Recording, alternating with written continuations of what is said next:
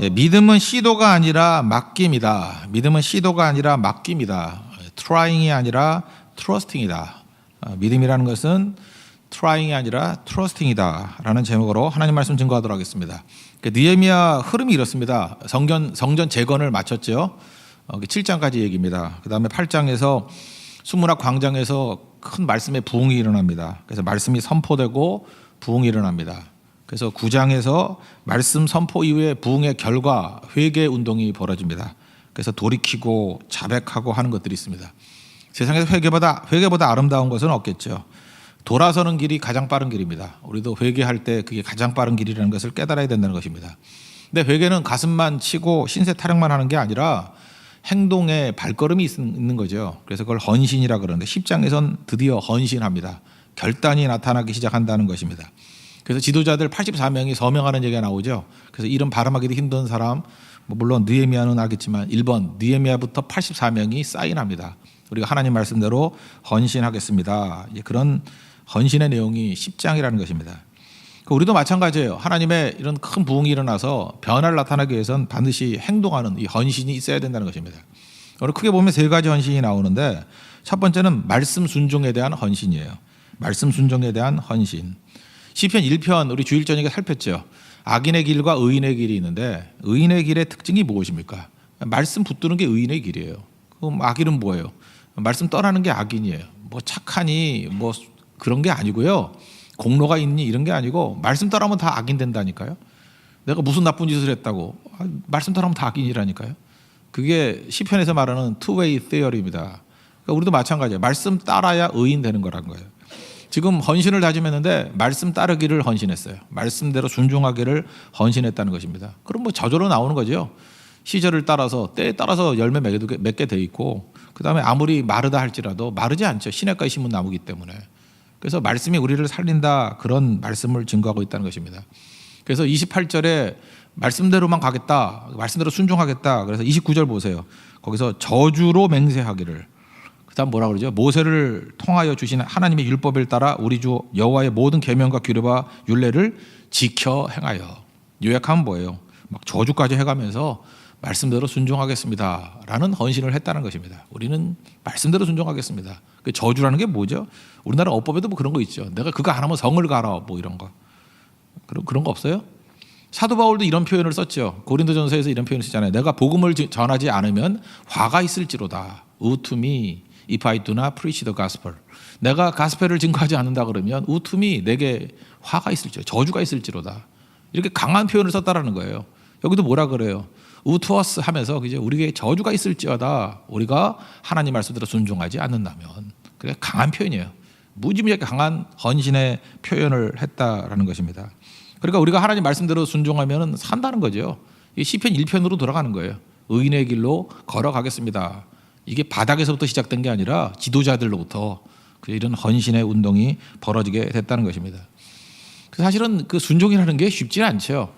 그 세들백 교회 리고렌 목사님 사모님이 계시는데 사모님이 그 K라는 분이에요. K 워렌이라는 사모님이신데 그분이 책 썼어요. 위험한 순종이라고. 위험한 순종. 그 내용 보면 소박한 여성적인 글이에요. 쭉 보니까 자기 인생에서 순종이 있을 때 나타났던 현상들 뭐 그런 걸 쭉 설명하는 거예요. 순종은 독단적으로 살지 않겠습니다. 이런 걸 결심하는 거예요. 내 멋대로 살지 않겠습니다. 그럼 뭐예요? 말씀대로 살겠습니다. 그런 게죠. 그러니까 자기가 멋대로 살다가 안 됐던 얘기들 쭉 하면서 이제 독단적으로 안 살겠습니다. 내 능력 의지하지 않고 살겠습니다. 그럼 뭐 이제까지 내 능력으로 살았다는 거 아니에요. 순종은 뭐예요? 하나님의 능력 의지하고 살겠습니다. 하나님 필요 없습니다. 그게 아니고 나는 하나님이 꼭 필요합니다. 그러고 사는 게 순종이래요. 뭐 이렇게 소박한 얘기들 쭉 나와요. 근데 이 K 사모님이 하신 말씀이 뭐냐 하면 이거예요. 근데 순종하는 그 순간에 삶의 변화가 나타났다는 거예요. 그러면서 목사님 사모님으로서 교회가 부흥하고 변화되고 사람들이 변화되는 얘기들을 사이드에서 본 얘기들을 쭉 설명을 하는 거예요. 순종했을 때 내가 볼 때 증인이라는 거예요. 이렇게 변화가 되더라는 거예요.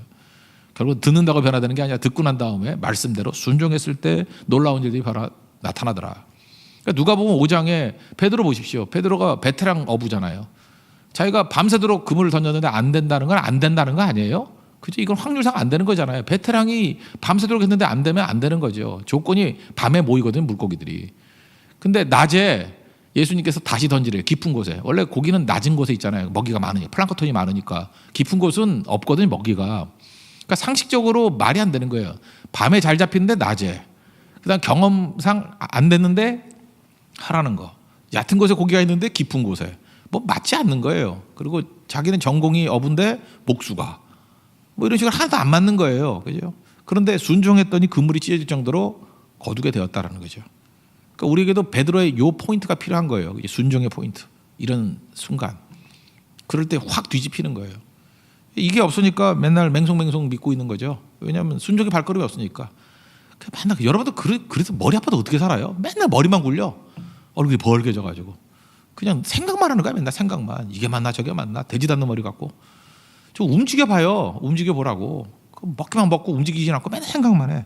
그죠? 베드로같이 좀 던져도 보고 뭐 이래야 되죠.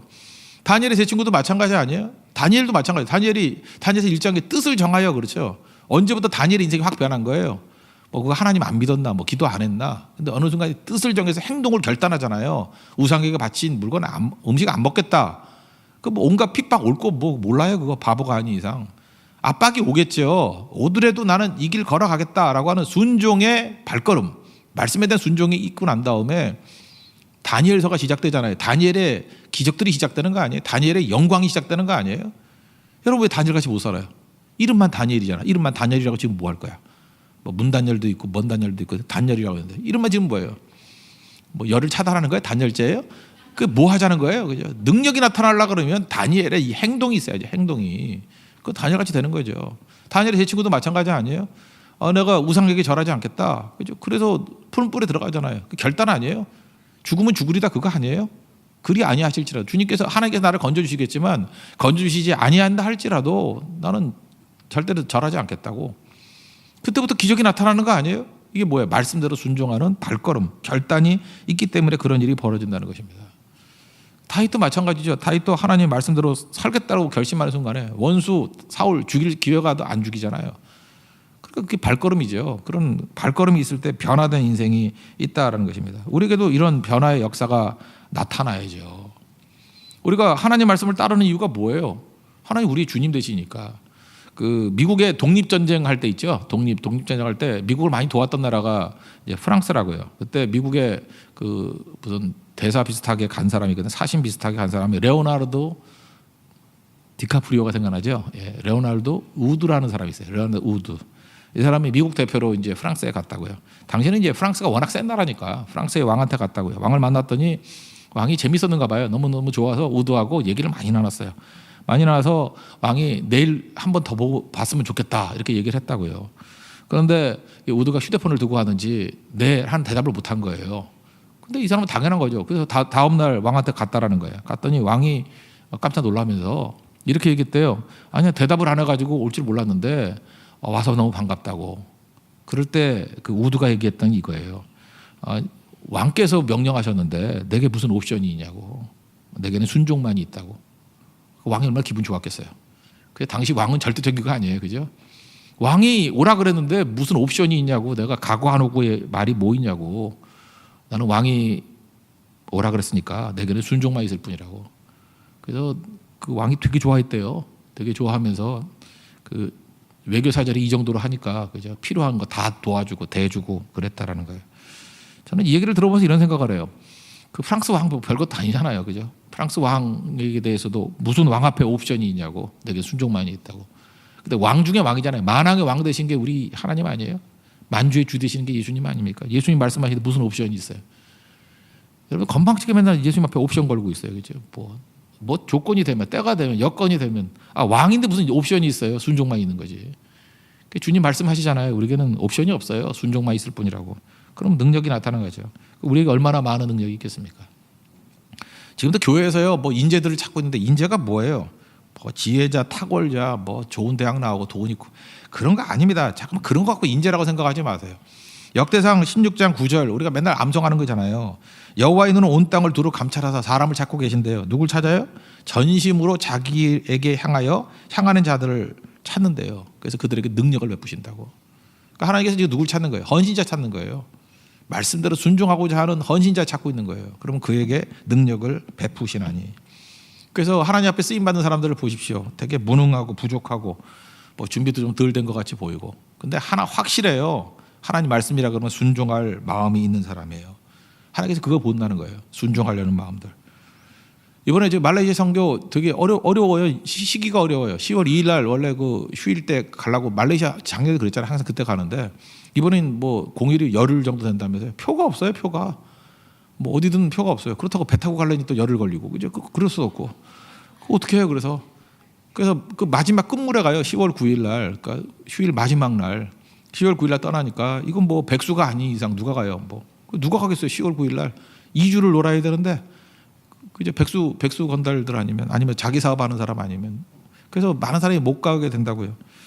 그래도 어떻게 하겠습니까? 그래서 뭐 또 하나님께서 또 이끌어 주시겠지 하고 한 사람 한 사람 헌신하는데 또 그 조건에 맞는 사람들 있잖아요. 뭐 휴학을 한 사람들이라든지 뭐 잠시 퇴직을 한 사람들이라든지 뭐 자영업을 하는 사람들은 이게 다 맞더라고요. 근데 젊은이들이 많이 부족하잖아요. 근데 젊은이들이 이렇게 하나씩 모으는데 제가 깜짝깜짝 놀랐어요. 순종의 발걸음이 있어요.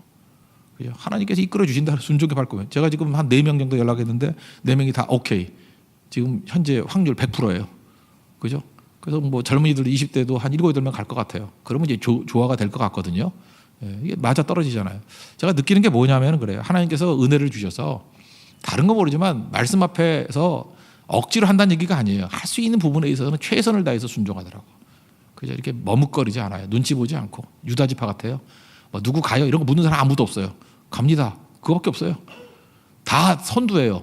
순서가 몇 명이 되든 간에 누구 눈치 안 보고 내 여건이 되면 간대요. 다 유다지파예요. 그죠? 눈치 안 봐요. 그게 다 유다. 순서는 다르지만 그 마인드는 다 유다예요. 눈치 안 보고 그냥 그 시점에서 간다 그러니까 이게 순종이거든요. 제가 다니엘의 포스를 느꼈어요. 다니엘의 세 친구의 포스를 느꼈어요. 베드로의 포스를 느꼈어요. 이거는 하나님 앞에 헌신하는 순종의 발걸음이구나. 그러니까 놀라운 일들이 벌어지는 거죠. 주님 말씀하시면 내가 나아가리다. 주님 뜻이 아니면 내가 멈춰서리다. 그거예요. 그죠? 이 말씀 순종에 대한 헌신 그런 게 있으니까 사람들에게 평안함이 있는 거예요. 평안함이. 오늘도 그 신앙인의 표지 중에 하나가 거룩이 있고 또 하나가 즐거움이라 그랬죠. 주께 맡기니까 이렇게 거룩함도 있지만 또 하나가 즐거움이 있거든요. 왜 즐겁죠? 고통 중에도 즐거운 거예요. 고난 중에도 즐거운 거예요. 그래서 고난 중에도 즐거워할 수 있는 게 능력이에요.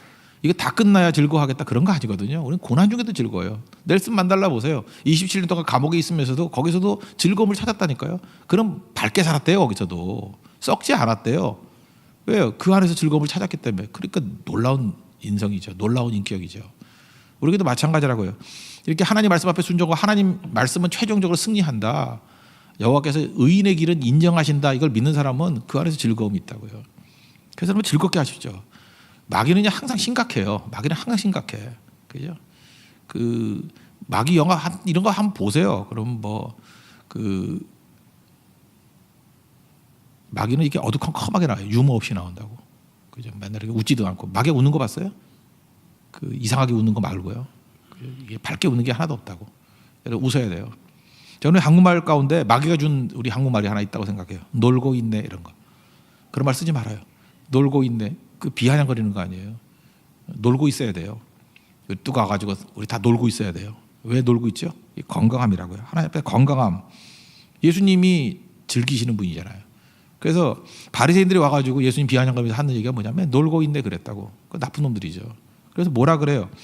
그 마태복음 11장 19절 보니까 먹기를 탐하고 먹는 걸 되게 좋아하고 막 즐겁게 드셨어요. 예수님은 심각하게 드시지 않고 즐겁게 먹고 포도주를 즐기고 그 음료수죠 뭐 그러고 세리와 죄인들의 친구로 다 경계하는 사람들이잖아요. 같이 즐거워하는 거예요. 세리와 죄인들 사이에서도 즐거워할 수 있어요. 남 눈치 안 보잖아요. 누가 보니 안 보니 이런 거 안 보고 언제나 즐거움이 있다라는 거예요. 그거 왜 그렇죠? 그 말씀 안에서의 확신 때문에 그래요. 그죠? 이게 확신이 있으면은 어느 곳에 있든지 세리와 죄인이라는 이런 언터처블하고 있어도 즐거울 수 있는 거예요. 언제나. 그죠? 그리고 즐겁게 먹고 즐겁게 휴전할 수 있는 거. 이게 순종하는 사람의 능력이라는 것입니다. 이걸 뭐라 그래요? 아름답다 그런다고요. 여러분 아름다운 인생 사십시오. 그죠? 말씀대로 순종하는 길. 그럼 그게 아름다운 인생이에요. 하나님 앞에 이런 거룩한 인생을 사는 믿음의 종 되기를 바랍니다. 두 번째 헌신한 게 뭐냐 하면 거룩에 대한 헌신이에요. 그러니까 세상 것들과 단절하겠다. 특징이 30절에 나오죠. 이방 결혼 안 하겠다는 거예요. 우리의 딸들을 이 땅 백성에게 주지 아니하고 우리 아들들을 위하여 그들의 딸을 데려오지 않겠다. 뭐 그러니까 국제 결혼하지 않겠다 그런 뜻을 하기보다는 가나안 땅의 영향을 받지 않겠다. 나쁜 영향을 받지 않겠다. 이게 핵심이죠. 그죠? 이 영향을 받지 않겠다. 신명기에 보면요. 신명기 31장 16절 보면은 이 가나안이 문명 사회거든요. 이스라엘 백성들은 지금 그 광야에서 40년 동안 있었던 그 문명이 아닌 곳에서 왔잖아요. 근데 나름대로 가나안 문명이 있었다고. 문명 사회니까 그 16절에 31장 16절에 너는 내 조상과 함께 누우려니와 이 백성 그 땅으로 들어가 음란히 그 땅의 이방신들을 따르며 일어날 것이요 나를 버리고 내가 그들과 맺은 언약을 어길 것이라. 이걸 두려워한 거예요. 그러니까 가나안은 가나안의 문화가 있고 가나안의 종교가 있고 가나안의 영향력이 있다고요. 그거에 휩쓸려 다니지 말기 위해서 결혼이 중요한 거죠. 그죠? 그러니까 그 결혼뿐만 아니라 모든 관계가 다 그렇다고요. 내가 그거에 나쁜 영향을 받을 것 같으면 그런 관계는 끊어야죠. 그리고 또 전도해서 우리가 좋은 영향을 미칠 수 있다 그러면 그런 관계 속에 나가야 되는 거죠. 세상과 단절해 살라 그런 뜻이 아니라는 거 아시겠죠? 이게 지혜로운 거라고요. 그러니까 세상과 동화되는 게 아니잖아요. 우리가 가지고 있는 생명을 가지고 세상을 변화시키는 걸 복음화라 그러고 세상의 영향이 교회에 들어오는 걸 세속화라 그래요. 그러니까 세속화를 경계하는 거예요. 세속화 대신에 우리가 뭐 하라고요? 복음화 하라는 거예요. 복음화. 그러니까 어떤 때 보호해 줄 필요성이 있죠. 철저한 능력을 가지고 영향을 미치기 전까지는 훈련받아야죠. 그래서 아이들은 보호하잖아요. 성인 되놓고 난 다음에 끝까지 보호하면 안 되죠. 세상을 내보내야 되는 거고. 그런 과정이 필요한 거죠. 그 얘기예요. 가나안의 영향을 받지 않기 위해서는 거룩이라는 것을 위해서 이게 단절해야 된다. 이런 거죠. 세상의 영향에 우리가 흔들리지 않는 모습을 가져야 된다는 거예요. 그럼 말씀대로 무장하고 하나님 앞에 제대로 서 있는 거죠. 그럼 세상의 도전이 뭔가? 탈무드에 보면은 사람을 평가하는 세 가지라 그래요. 이게 세속화의 영향, 우리가 세속화에서 영향을 받느냐 안 받느냐를 보는 세 가지래요. 하나는 돈주머니, 술잔, 분노래요. 지금도 맞다고 생각을 해요. 어떤 사람이 이 사람이 복음적인 사람인가 아니면 세속적인 사람인가. 세속화가 일어나느냐 복음화가 일어나느냐 이 세 가지 보면 알아요. 돈주머니, 술잔 그리고 분노. 돈 줘보면 알아요. 돈 줘보면은 돈을 사용하느냐 돈에 끌려다니느냐. 돈 진짜 좋아해요. 돈 준다 그러면 예배고 뭐고 다 필요 없고 뭐 그냥 주님도 필요 없어요. 돈 버는 거라면. 돈 번다고 예배도 안 나오고 돈 벌어 정신 팔려가지고 성교도 안 가고 돈 벌어 정신 팔려가지고 뭐 아무것도 못하는 사람들이 있죠. 그 딱 보면 몰라요. 그 세속화라고. 그 시험이질 몰라 자기는. 지금 시험 보고 있는 건데 만천하에 자기를 알리는 거죠. 나는 세속적인 사람이야. 돈이에요. 돈 주머니. 돈 줘보면 안다는 거죠. 넘어지지 마십시오. 그래서 돈이 하나님께로부터 멀어지는 요소가 되면 안 되는 거죠. 그럼 그건 끊어야 된다는 거예요. 끊고 돈 없어도 돼요. 우리 아무것도 없이도 갔잖아요. 주님께 나가는 거예요. 가나안은 돈이 있는 곳이에요. 바알이 돈이잖아요. 그러니까 돈 때문에 바알 숭배한 거거든요. 바알이 이게 풍요의 신이고 농경신이니까 돈 생기는 거예요. 그거 끊고 하나님께 갈 수 있는가? 그러면 그 다음에는 하나님이 주시는 돈들이 다윗보다 돈 더 많은 사람이 있었어요. 근데 다윗이 돈에 움직이는 거 봤어요? 사용을 했지. 돈은 사용하는 거예요. 그래서 여러분들 아무리 돈을 많이 줘도 흔들림이 없는 인생 되십시오. 뭐 그런 것들이 우리에게 시험거리로 온다는 거죠. 또 하나 술인데 술은 뭐 일종의 쾌락, 뭐 중독 이런 거죠. 술 마셔보면 아는 거죠. 그러면 그 사람은 그 술의 힘에 의해서 중독의 힘에 의해서 마귀는 우리에게 쾌락 같은 걸 주거든요. 그걸로 끌려다니는 거예요. 정신 못 차린 사람들 쇼핑한다 그러면 난리 부리고 그죠? 뭐 세상에 무슨 뭐 있다 그러면 뭐 주일 저녁에 불꽃놀이 축제 한다고 예배 안 나오는 인간들이 있어요. 그건 뭐 똑같은 거 술하고 똑같은 거죠. 그냥 불꽃 속에 집어넣고 싶죠 그런 거죠. 지옥 불꽃놀이 할까? 지옥 불꽃놀이. 그러니까 그런 거 똑같은 거죠. 뭐 자기한테 이렇게 미치는 것들이 하나 있다니까요. 이제 그런 거에 막 팔려가지고 가는 거죠. 중독성. 어떤 사람 게임, 스포츠 뭐 이런 거에 다 빠질 수 있는 거죠. 브라질에서는 그 축구 끊으라 그런대요 교회에서. 왜냐하면 축구 하면은요 예배 시간에 안 온대. 그러니까 거기는 그 민족들은 축구가 중독이 될 수 있는 거죠. 그거는 우리는 그 정도는 아니죠. 뭐 우리 축구 해봐야 뭐 월드컵 때나 뭐 한두 번 뭐 그럴까. 뭐 그때도 뭐 그렇게 관심 안 가는 사람 많아. 예배 다 드리잖아요, 그죠? 근데 그 민족마다 그런 게 있잖아요. 이렇게 전체를 끌게 만드는 그런 거. 그게 술이거든요. 술잔. 그러니까 우리는 술에 취하지 말고 세상에 취하지 말고 성령에 취하라. 성령 충만을 받으라. 에베소에 나오죠. 그러니까 술 기운과 쾌락의 기운에 의해서 끌려다니는 인생이 아니고 우리 성령의 소욕에 의해서 끌려다니는 인생이 돼야 되는 거죠. 그러니까 술 대신에 성령, 돈 대신에 하나님. 또 하나 마지막은 분노죠. 분노. 그 사람들 일할 때 보면은 인본주의라든지 마귀가 일할 때 보면 사람들을 분노하게 만들어요. 그래서 계속 분노로 일하는 사람들. 분노 지금도 인터넷 같은 데 봐야 맨날 분노하게 만드는 거 아니에요. 분노로 어떤 결정 내리면요. 그 비이성적인 거고 망하는 거예요. 마귀가 활용하는 거예요. 그래서 분노 갖고 일하는 거 아니에요. 성도는 동인이 사랑이 돼야 된다. 분노할 수 있죠. 죄에 대해서 분노하지만 그 분노 때문에 일하는 게 아니에요. 주님에 대한 사랑이죠. 영혼에 대한 사랑. 그래서 분노할 수 있어요. 분노는 회개로 가야 되는 거예요. 하나님 앞에. 그리고 움직일 때는 사랑으로 가야 된다는 것입니다. 그래서 이 얘기를 나눠놓고 보면 이런 거죠. 돈, 술, 분노 이건 마귀가 사용하는 거예요. 그죠? 마귀는 돈 줘서 끌어가는 거예요. 돈 때문에 끌려가느냐, 술 이런 쾌락으로 끌려가느냐, 분노 어떤 자기의 있는 혈기 이런 걸로 끌려가느냐, 이거 다 마귀예요. 분노에 뭐 포함되는 게 뭐예요? 시기, 질투, 경쟁심 이런 거 다 포함될 거 아니에요. 분노라는 게. 그죠? 어떤 때는 정의가 좋은 거 있지만 정의감. 말이 정의감이지 무슨 정의야. 그죠? 남에 대한 그 싫은 거죠. 이런 거 마귀예요. 마귀가 사용하는 거라고요. 반대가 뭐예요? 돈 대신에 하나님이냐, 술 대신에 성령 충만이냐, 분노 대신에 사랑이냐. 이게 하나님의 도구예요. 이 정도 분별할 수 있어야 되겠죠. 그래서 세상과는 단절된 모습들 있어야 된다라는 것입니다.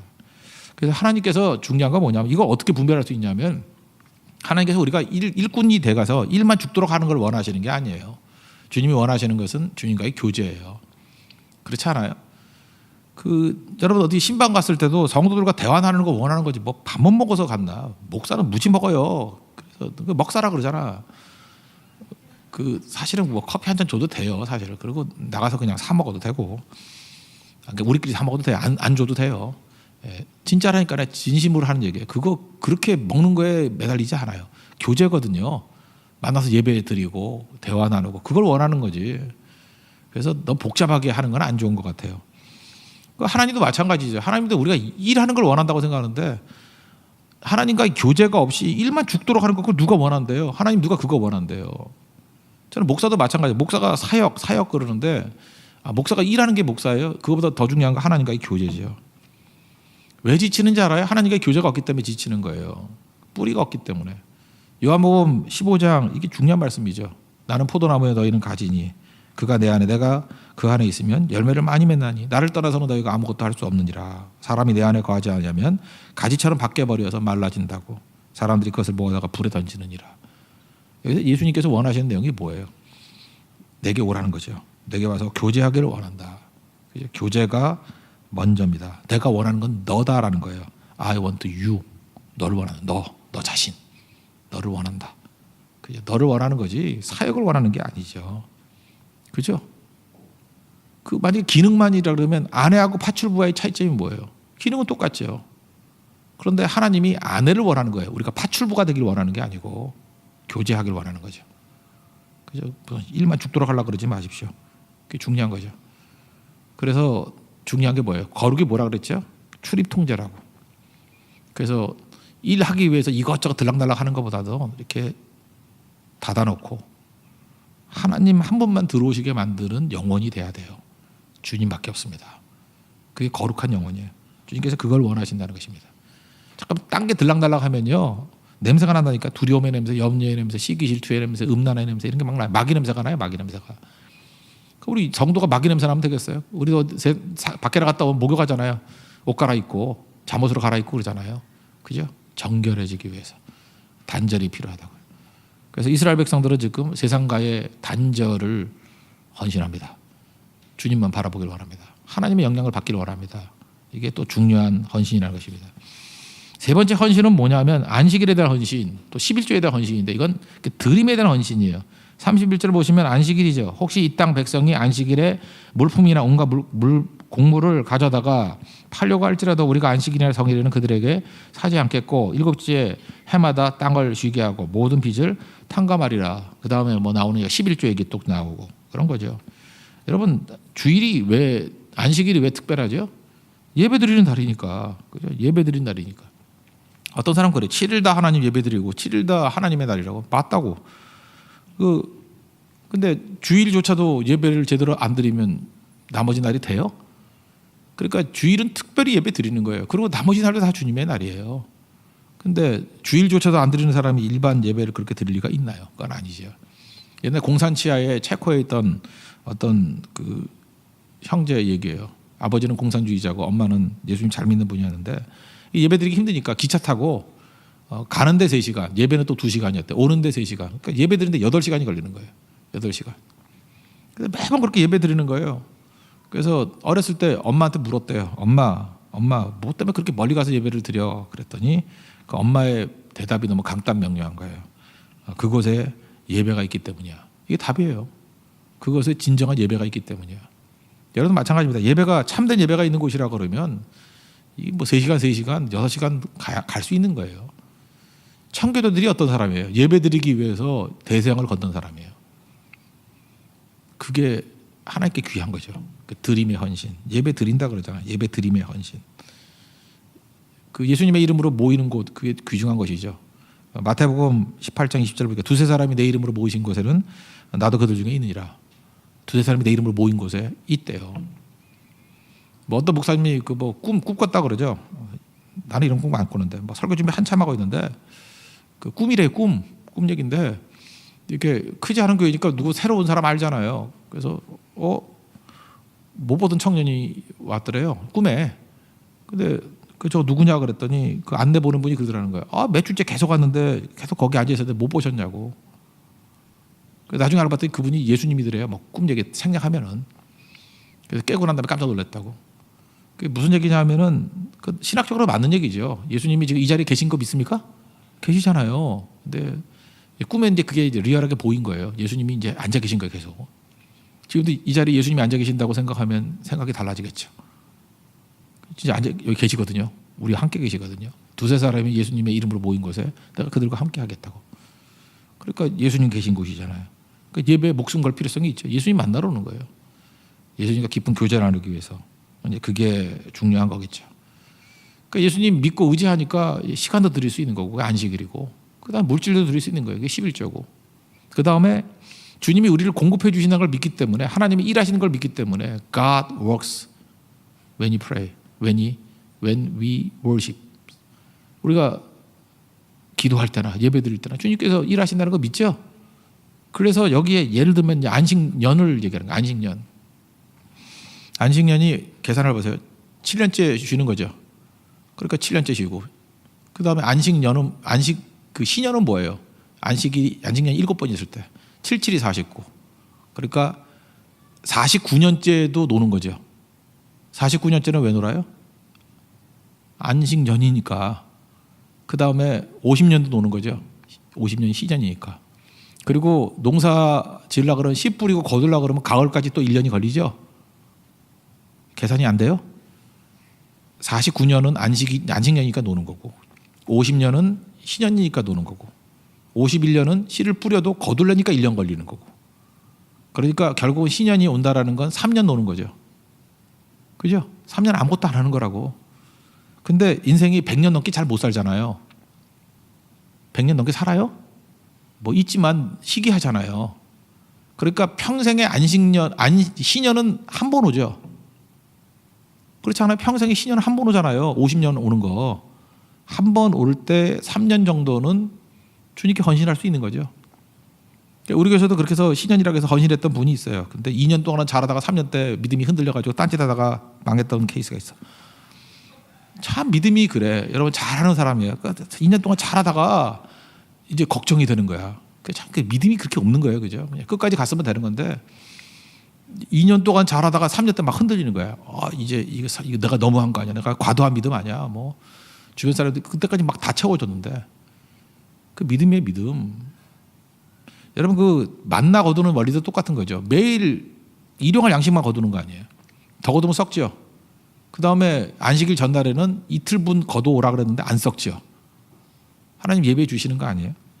레위기 25장 21절 보니까요. 이거 신년 얘기예요. 내가 명령하여 여섯째 해에 내 복을 너에게 주어 그 소출이 3년 동안 쓰기에 족하게 하리라. 이거 하나님 약속이에요. 그렇게 철저히 신년 지킨다 그러면 하나님이 3년 동안 쓰기에 족하게 하리라. 누가 줘요? 하나님이 주신다고. 근데 우리는 3년 동안 죽어라 일을 해야 되는 이유가 뭐예요? 안 믿으니까. 그러니까 계속 뛰는 거죠.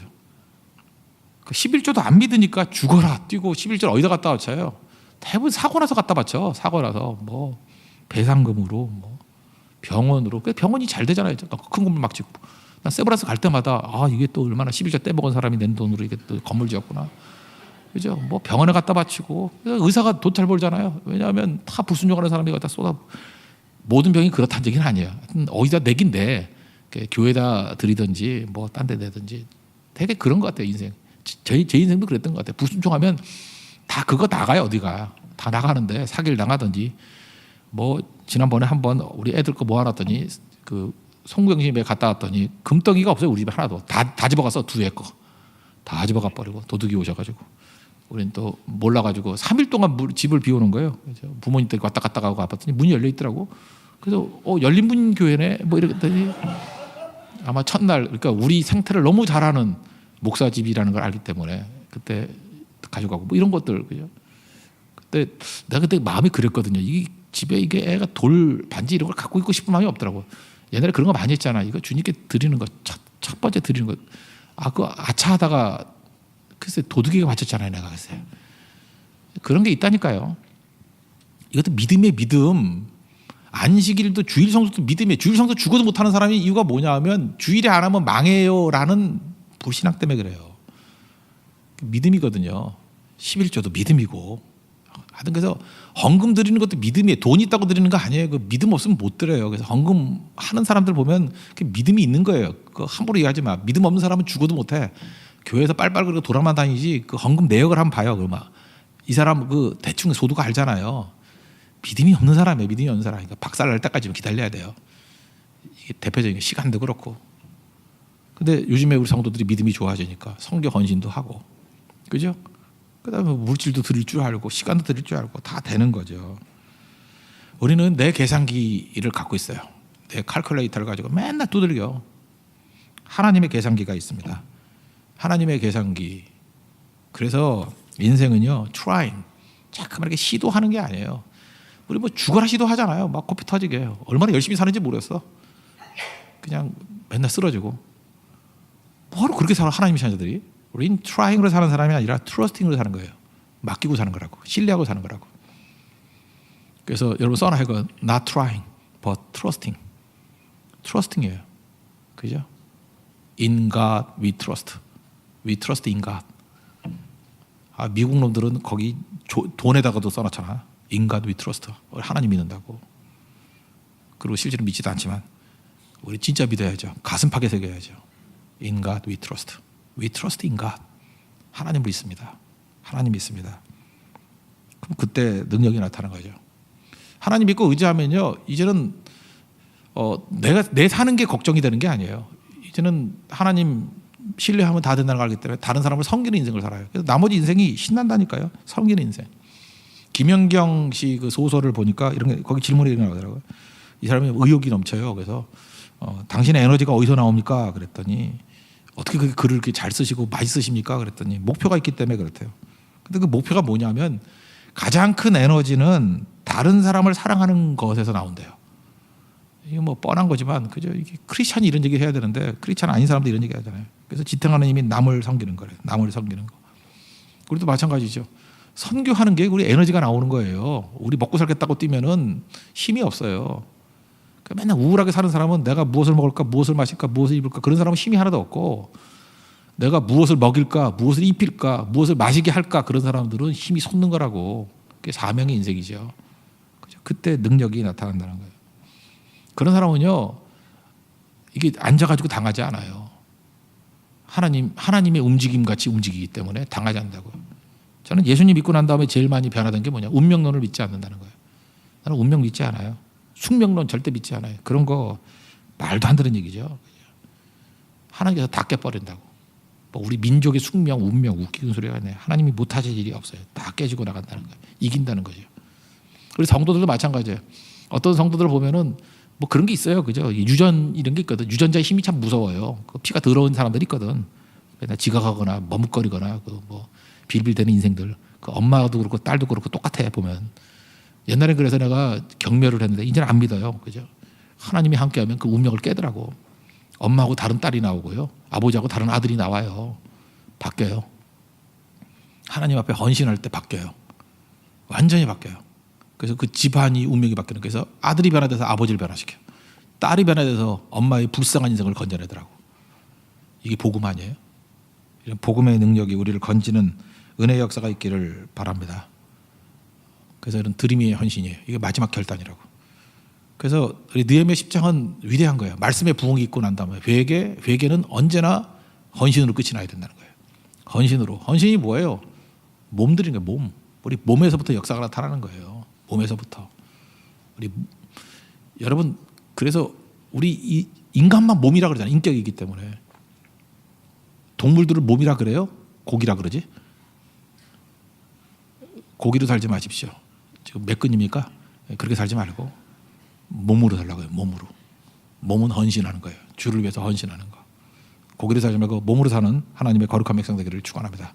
자리에서 일어나겠습니다. 주님 말씀하시면 찬양합시다.